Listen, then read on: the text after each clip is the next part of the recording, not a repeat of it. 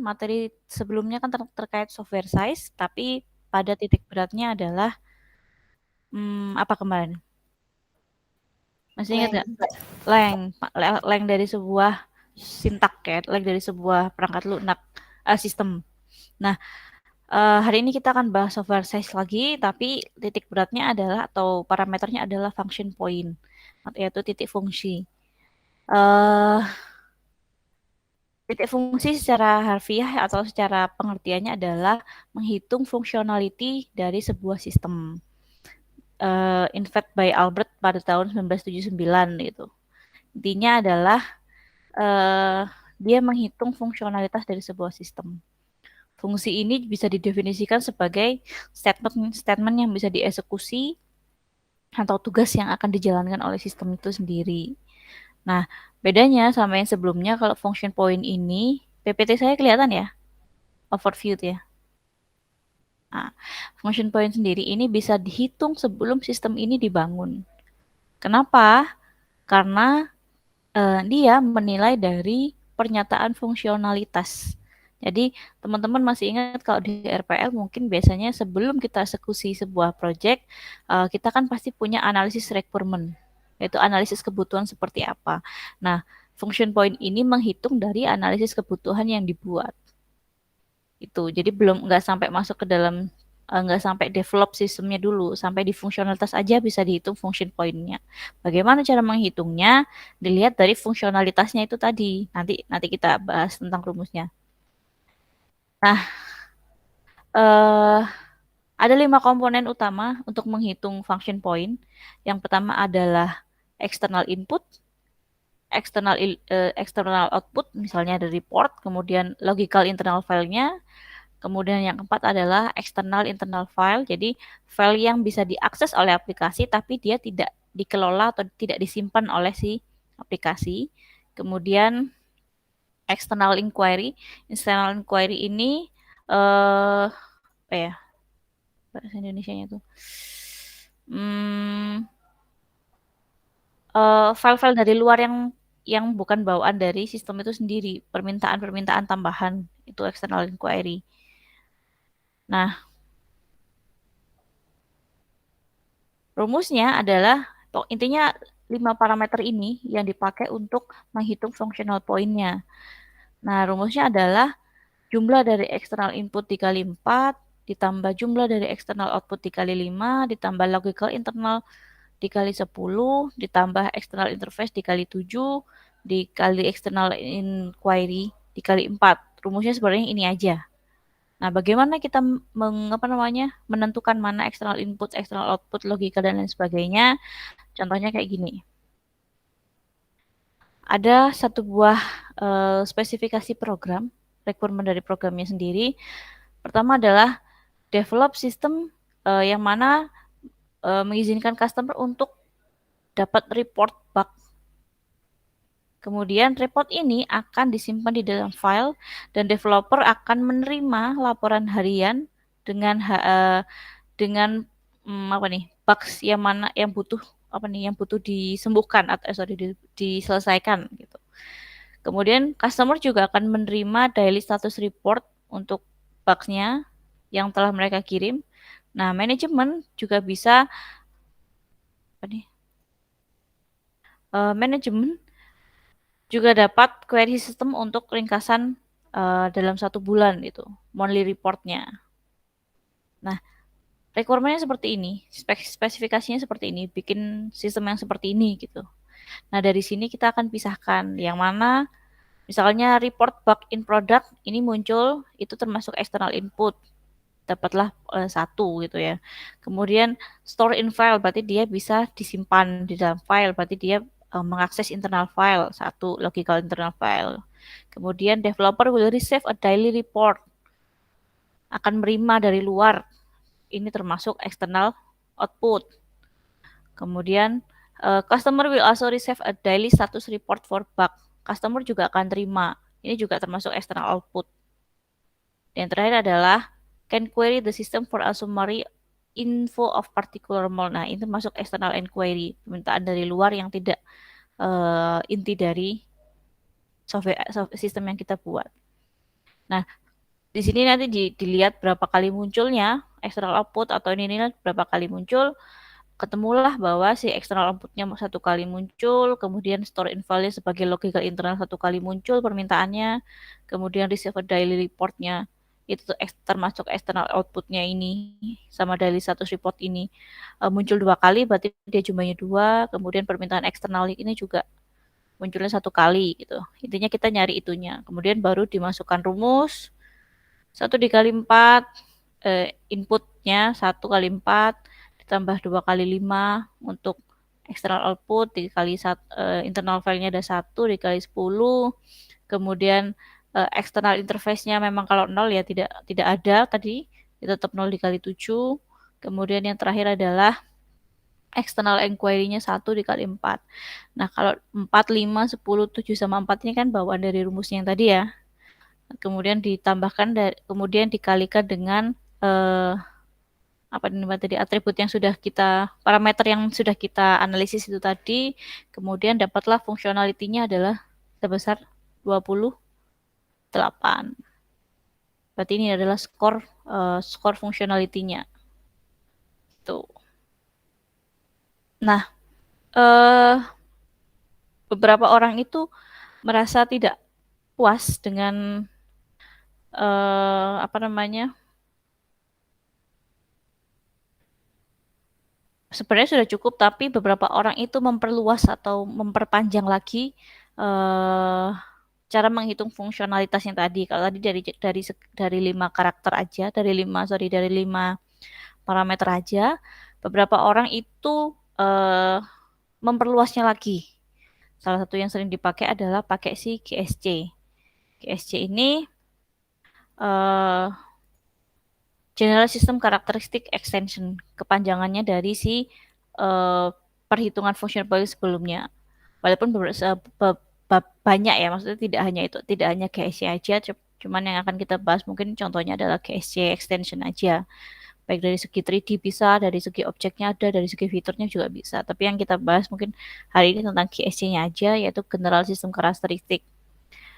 eh Alasannya kenapa pakai extension atau GSC function point extension, karena original function point yang tadi kita bahas di awal yang skornya 28 itu tadi nggak mencukupi eh apa ya, fungsionalitas point sistem secara yang diinginkan. Contohnya dia nggak ada fungsionalitas distribusinya, kemudian tidak ada optimisasi performanya, itu nggak ada. Kenapa akhirnya ditambahi atau kita sebutnya extension itu. Nah, cara kerjanya GSC ini adalah dengan menjawab 14 pertanyaan yang sudah dimodifikasi dari original function. Terdiri dari data komunikasinya, distribusi, performance, sampai dengan fasilitas of change-nya. Ada 14 poin di GSC yang dipakai. Nah, bagaimana menilainya? Kalau tadi kan kita menilainya berdasarkan statement, berdasarkan requirement tadi, permintaannya, berdasarkan spesifikasi program atau sistem. Nah, kalau GSC ini dia punya 14 apa ini namanya ya? 14 poin yang mana nanti per poin ini kamu harus menilai 1 sampai 5. 0 sampai 5, sorry. 0 itu untuk not applicable atau tidak ada sama sekali, sedangkan 5 itu uh, essential. Jadi misalnya kalau ada bagaimana performanya, kalau menurut performanya jelek berarti nilainya 0. Sedangkan kalau menurutmu performanya baik itu adalah 5 skornya, 0 sampai 5 lah intinya. 0, 1, 2, 3, 4, 5. Nah, siapa yang menilai? Yang menilai adalah seorang software engineer atau analis. Itu masing-masing nilainya diisi sendiri, dinilai sendiri. Memang cukup subjektif. Cuman cara kerjanya GSC function point extension seperti ini. Itu. Kemudian rumusnya tinggal 0,5 ditambah 0,01 apa nih namanya? Apa nih? Lupa saya. Dikali Dima Citra. Ya.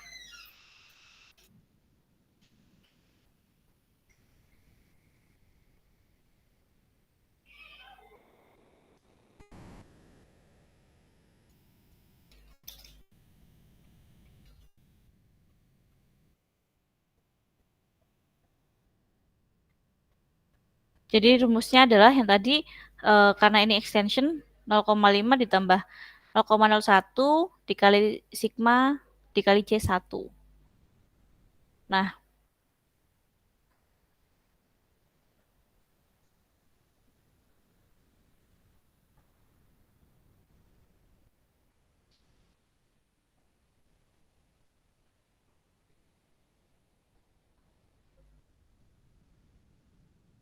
bentar masih ada yang baru join.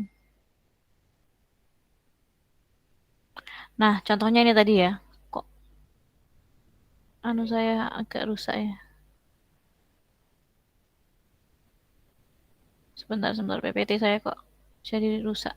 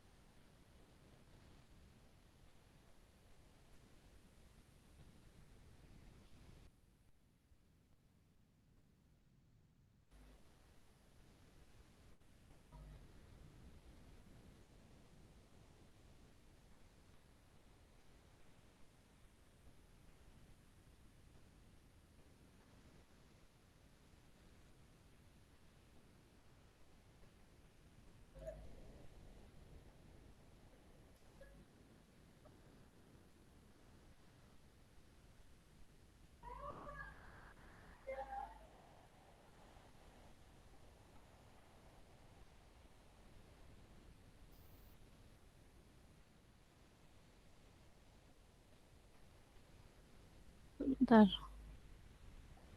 Kelihatan ya? Eh,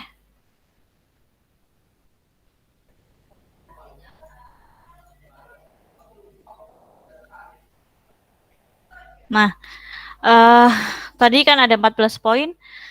Karena tadi saya bilang kan bahwa penilaiannya subjektif berdasarkan analisnya. Jadi kalau memang ada data komunikasinya memang dibutuhkan, berarti atau memang muncul di requirementnya skornya 5. Kalau kayak distribusi fungsinya memang tidak muncul di situ, berarti skornya 0. Ini tadi per item ya. Cuman fontnya kayaknya agak berubah. Masing-masing dikasih nilai dengan skala 0 sampai 5, kemudian di total GSC skornya adalah 25 itu tadi. Gitu.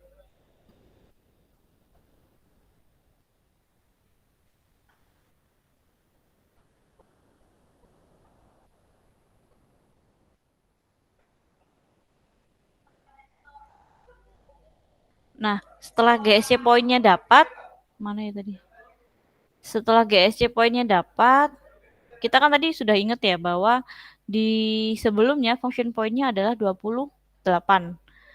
Nah, eh, kita kalau kita mengaplikasikan GSC poinnya, jadi kita nge-combine dari si siapa namanya si sebelumnya FAV-nya FAV ini FAV tadi dapat angkanya adalah rumusnya seperti ini dikali 25. 25 tadi kan jumlah sigmanya tadi.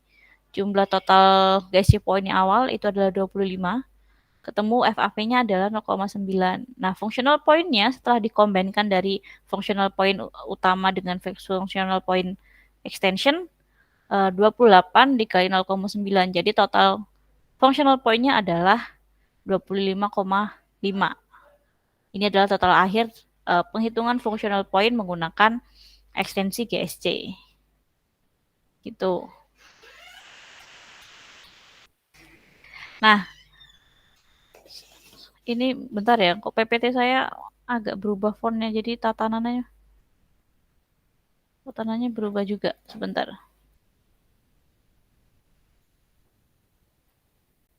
saya rapikan sebentar.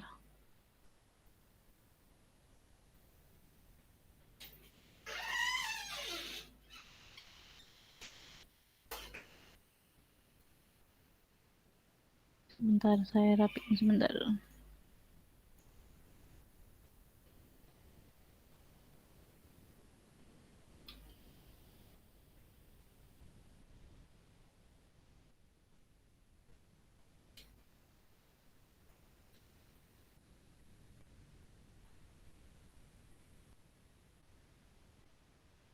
Nah, eh tambahan dari si siapa namanya? Si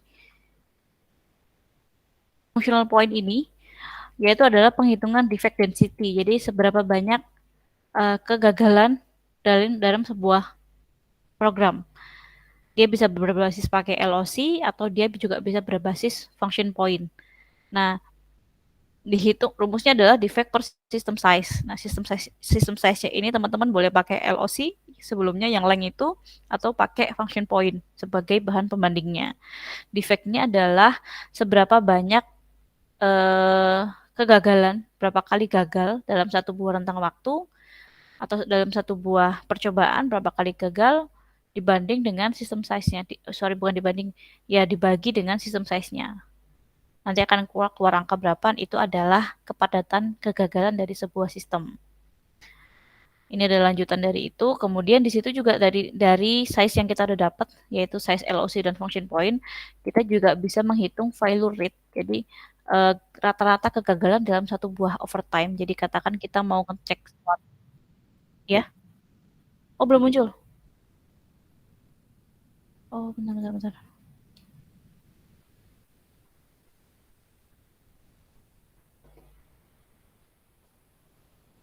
Nah, ini tadi. Muncul ya? Udah muncul belum? Oke. Kalau tadi saya ulangi, tadi kan rumus untuk menghitung extension functional point ini setelah didapatkan functional point dari yang 25 tadi, dari point ini, kemudian dimasukkan rumus FAV-nya, value-nya, kemudian ketemu 28 dari functional point awal yang kita hitung pakai rumus dasar 5 indikator tadi. Ketemulah angka 25,5. Nah, kemudian kita juga bisa menghitung defect density, jadi kepadatan kegagalan dari sebuah sistem. Nah, untuk rumusnya adalah defect per system size. System size ini boleh pakai LOC yang sebelumnya kita pakai itu adalah boleh pakai itu atau kita pakai system size berupa function point yang sudah kita hitung tadi. Misalnya defeknya sendiri adalah berapa kali gagal sebuah sistem dalam satu buah percobaan. Dibagi sistem size. Sistem size-nya tadi boleh pakai LOC, boleh pakai function point. Nanti diketemukan angka bahwa defect density-nya sekian. Rumusnya hanya defect per sistem size aja. Kemudian kita juga bisa menghitung failure rate. Failure rate sendiri adalah rata-rata kegagalan dalam sebuah overtime. Jadi dalam sebuah waktu yang kita tentukan berapa. Nah, direpresentasikan dalam bentuk lambda. Lambda seperti ini. Rumusnya RT1 min RT2 per T1 min T2 dikali RT1. T1 dan T2 adalah awal mula interval waktu pengujiannya. Misalkan dikatakan pengujiannya adalah 60 menit atau 30 menit sistem digunakan gitu. Jadi kalau RT1-nya T1 waktu awalnya adalah 0, berarti ya RT1-nya 0 dikurangi dengan waktu endingnya percobaan. Dibagi T2 min T1 dikali RT1 itu tadi.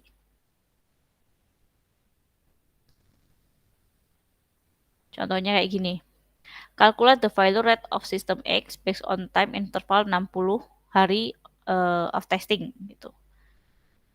The probability of failure at time adalah 0 was calculated to be 0,85 and the probability of failure on 60 day calculated to be 0,2. Bentar, rumusnya nggak keluar.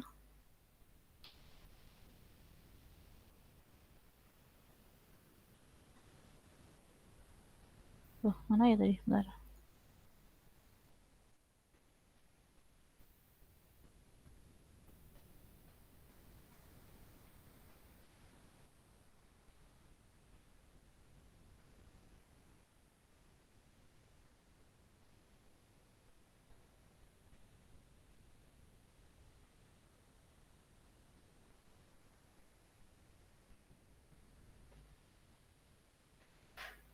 Aduh, mana ya? Gini, sorry, saya ulangi. Probabilitas kegagalan ini didapat dari ini tadi. Defect per system size. Kemungkinan kegagalannya berapa tadi? RT1 pin RT2. RT1 ini adalah probabilitas di awal, probabilitas di akhir. Kemudian T2 sampai T1 adalah waktu, rentang interval waktunya. Kemudian RT1 adalah probabilitas tadi sama dengan yang atas. Contohnya kayak gini. Probability date of testingnya adalah 60 hari. Probability dari kegagalannya dari awal adalah 0 sampai 0,85. And the probability of failure on 60, hari ke-60 adalah 0,2. Dimasukkan ke rumus itu tadi sampai ketemu rata-rata kegagalan perharinya adalah angka kegagalan perharinya adalah 0, probabilitasnya 0,013 kegagalan untuk dalam satu buah rata-rata kegagalan dalam waktu 60 hari. Gitu. Kemudian ini adalah untuk menghitung apa ya namanya nih? Waktu rata-rata antar kegagalan. Jadi kegagalannya per hari 0, sekian. Nah, rata-rata satu kegagalan sampai kegagalan lainnya itu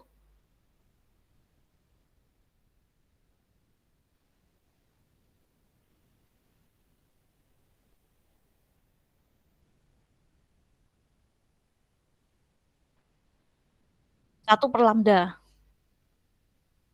Lambdanya tadi kan sudah diketahui di awal tadi bahwa rata-rata kegagalannya adalah mana tadi? 0,13. Nah, untuk menghitung waktu kegagalan satu dan kegagalan lainnya adalah 1 per lambda. Jadi 1 per 0,013. Jadi rata-rata kegagalan akan muncul lagi yaitu 76,9 hari. Jadi akan muncul satu kegagalan dan kegagalan lainnya.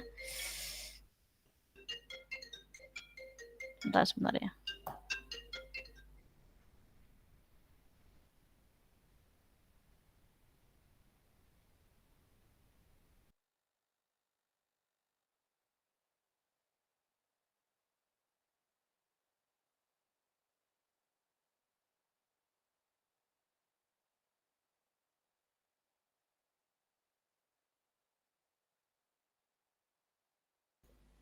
Iya, halo. Iya, Bapak. Oh, iya, Bapak habis ini.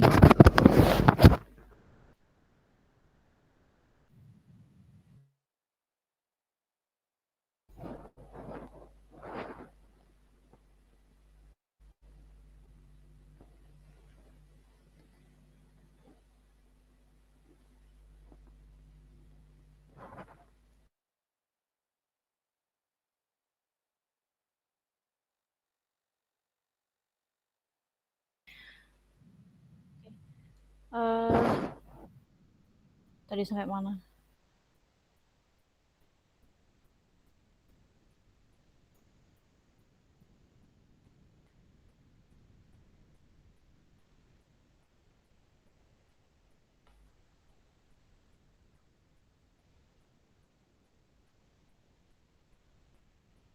Nah, PPT saya muncul ya. Mohon maaf pas di kampus agak padat kegiatan.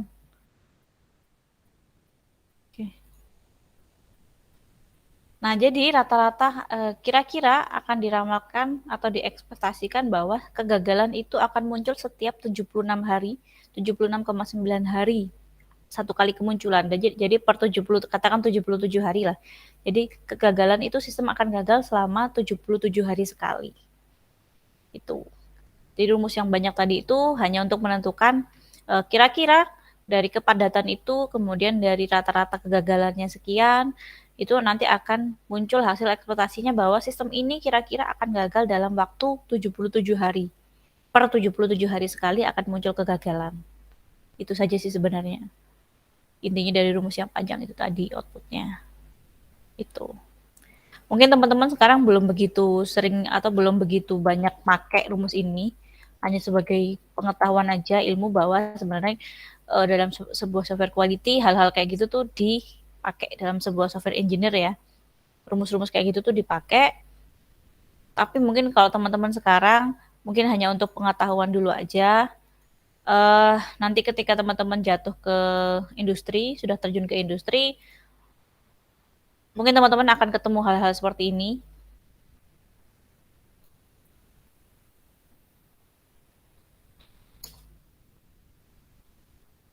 Sambil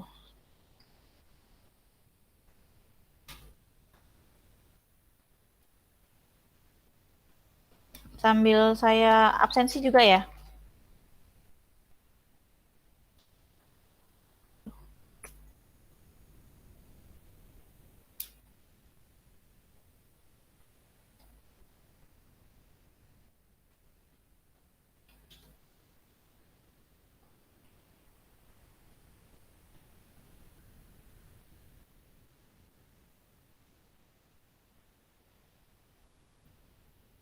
Ahmad Zulkarnain hadir?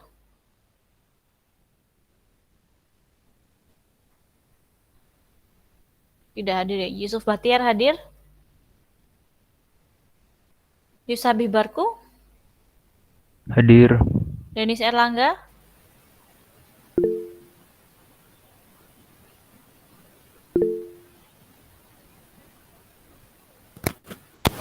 Maaf Bu, saya hadir. Muhammad Syaifullah Al-Aziz? Hadir, Bu. Ahmad Afrian? Saya ulang lagi ya. Zulkarnain tidak hadir ya. Yusuf Bahtiar? Yusabi? Hadir ya tadi. Syaifullah? Hadir Bu. Afrian? Wilia? Hadir, Bu. Nimatul? Hadir, Bu. Devi? Hadir, Bu. Imroatus? Hadir, Bu. Dava Wardana? Faza Abdillah? Dava tadi nggak ada ya? As'ad Ulil?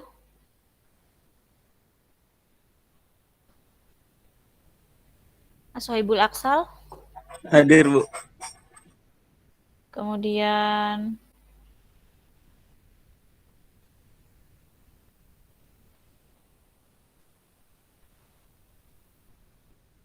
Anissa? Hadir, Bu. Tata Farindra? Hadir, Bu.